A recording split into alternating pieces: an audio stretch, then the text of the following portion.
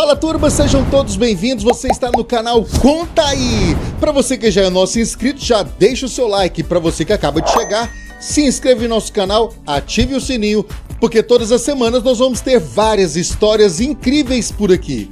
Então, bora pro vídeo!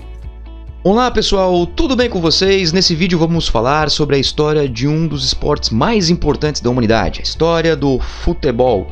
Pessoal, o futebol, ele advém de muitas atividades antigas com pé e bola. Se originaram na Ásia Antiga, há milhares de anos atrás. Cada um desses jogos que se tem de registro na literatura tinha suas características, tinham as suas regras, as suas adequações aos povos. Apesar que a maioria dos jogos ele tinha um objetivo muito específico para quem praticava, agora, para quem assistia, servia como divertimento. Portanto, a característica até hoje não mudou muito. Os jogadores que jogam hoje têm o fim, que é a profissão, e quem assiste tem o fim, que é o divertimento, basicamente desta forma que nós vemos. A história conta, inclusive, que o futebol, principalmente nas atividades advindas da China, como o Tsu-Shun, onde se tinha uma característica muito forte que, quando os guerreiros iam para uma guerra e eles se confrontavam, o que acontecia? Eles pegavam os corpos adversários, decapitavam suas cabeças, traziam as cabeças para os seus vilarejos e, como forma de comemoração, chutava a cabeça do adversário vencido, do guerreiro vencido. Portanto, existe uma cultura muito forte do futebol em relação à violência hoje. Mas na época era uma cultura, era uma forma de agradecer a vitória que se teve em uma determinada batalha ou guerra. O Tsu-Shun foi importante por isso, especialmente porque a partir do Tsu-Shun começou então a se datar a história do futebol. Por mais que seja antigo, a data tem-se então de 2000 a 5000 anos antes de Cristo. E o imperador Wangtse inventou um jogo que era utilizado para treinamento militar e era jogado com uma bola de couro recheada de cabelo ou crina de cavalo. Então perceba, era um treinamento militar. Logo, não eram todos que praticavam, era uma camada pequena da população. Assim como no Kemari. O Kemari é um jogo japonês e a nascente do futebol, a origem dos jogos com pé e bola também se tem no Japão, onde as práticas ocorreram em torno aí de 2000 anos antes de Cristo. E um pouquinho diferente do Tsu-Shun, era jogado num campo bem menor comparado ao Tsu-Shun, e também tinha uma característica religiosa, além do militar. Então, os japoneses utilizavam também como forma de agradecimento e culto aos deuses. E uma característica bem bacana aí do Kemari é que não podia deixar a bola tocar no solo, não podia cair no chão. Quando caísse no chão, era entregue para os adversários. Posteriormente, pessoal, saindo da Ásia, Japão e China, vamos então para a Europa, onde se tem o Epísqueros, Grécia, os gregos, importantes na história da educação física.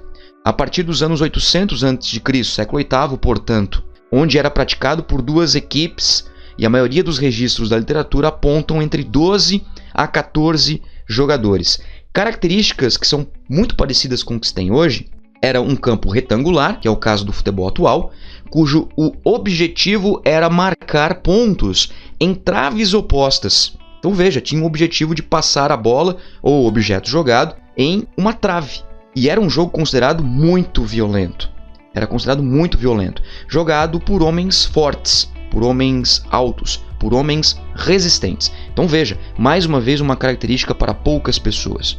Os romanos, pessoal, eles pegaram o Epísqueros e adaptaram à sua realidade e chamaram esse jogo de Arpastum. É um jogo romano, em torno aí de 200 anos antes de Cristo, e era considerado bem mais violento que o Epísqueros.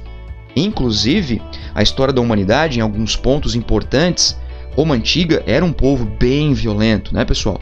Portanto, olha que importante conhecer a história da humanidade, e é claro que os romanos foram fundamentais para a humanidade, e de fato para o futebol não foi diferente. O Arpastum ele era um jogo com uma bola feita de bexiga de boi e era um exercício vigiado até mesmo por imperador. Era um jogo, era um exercício para treinamento militar. E como era vigiado, era um exercício, poderia durar horas. Eles praticavam horas nas areias junto aos mares.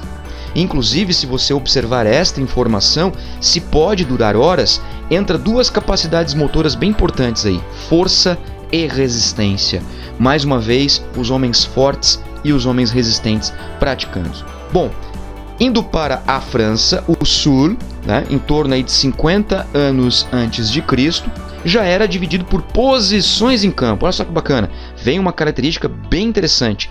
Posições em campo, então já existia funções específicas, né? E era praticado pela realeza e era permitido, pessoal, olha só, usar soco, chute e quaisquer outros golpes violentos. Isso era permitido pelo jogo, tá? Só que era praticado pela realeza. E então, Henrique II, rei da época, proibiu o jogo se fosse visto praticado por outras camadas sociais, mas aí a justificativa era porque o jogo era violento, mas na verdade não se queria que o jogo fosse praticado por qualquer um, entre aspas, e sim somente pela realeza. O que ele fez então? Fosse identificado praticando o jogo, era preso. O Calcio, né, o Calcio italiano, que até hoje carinhosamente os italianos chamam o futebol de Calcio. Inclusive, os italianos, eles se nomeiam como os grandes revolucionários do futebol, que foi aí que começou a modernidade no futebol. Na Itália, no século XVI, já tem um pouco mais de proximidade do futebol atual, com regras bem mais elaboradas, porém não regulamentadas. Era obrigatório o uso dos pés, não tinha limite de jogadores, porque dependia do tamanho aonde era realizado o jogo, a prática, né? E era conduzido por uma figura chamada árbitro. Então, pela primeira vez na história, pelo menos segundo a literatura e os registros, tem uma pessoa específica simplesmente para controlar as regras do jogo. Olha só que interessante, né? Se tinha uma pessoa que só ia para o evento, para o jogo, para a prática, para cuidar das regras. E até hoje é considerado uma grande festa. O Calcio era uma festa assistida por muitas pessoas e praticado por muitas pessoas. Chegamos então na Inglaterra, onde muitas pessoas acham que o futebol foi criado lá. Na verdade, pessoal, o futebol se modernizou na Inglaterra. A Inglaterra não criou nada. A Inglaterra não criou nada, ela apenas modernizou, deu a característica moderna ao esporte. Na Inglaterra, em 1823, quando o futebol, ele foi separado de um outro esporte importante que era o rugby, em uma reunião que contou com a participação dos alunos de Cambridge. O que aconteceu então?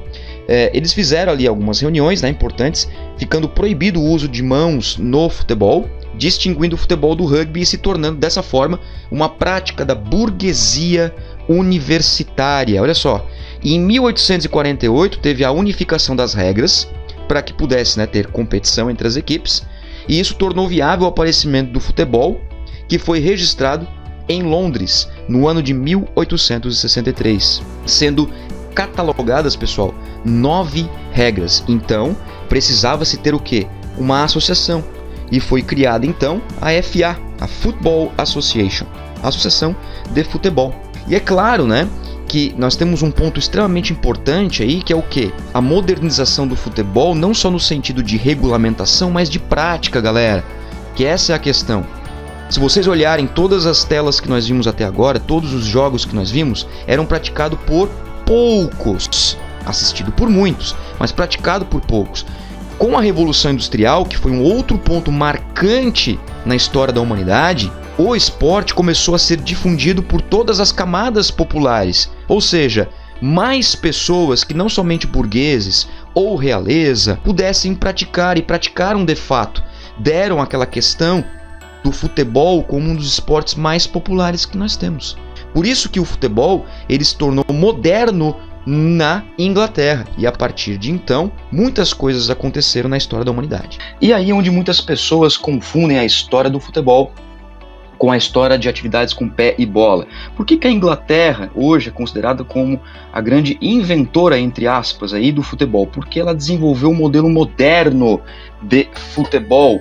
Em 1823, o futebol foi separado do rugby. Existia o rugby, que era praticado com as mãos, e o futebol então foi separado para que pudesse ser praticado com os pés de fato. Em 1848, houve a unificação das regras para que pudesse haver competição entre as equipes. Então olha só que interessante, a partir do ano de 1848, o fato de unificar as regras promoveu que em 1863 fosse registrado oficialmente na Inglaterra, sendo catalogadas então 9 regras para o esporte. E uma coisa bastante interessante é que o futebol ainda era permitido apenas aos burgueses, ou seja, mais uma vez, permitido apenas a uma determinada classe, apenas a minoria, classes em que eram mais importantes dentro da sociedade. Entretanto, com a Revolução Industrial, acabou se disseminando pelas camadas populares. O que isso significa? A Revolução Industrial, onde as pessoas trabalhavam durante 12, 14, 16, 18 horas, eles tinham pouco tempo de lazer. E o que eles faziam então? Praticavam futebol nas praças.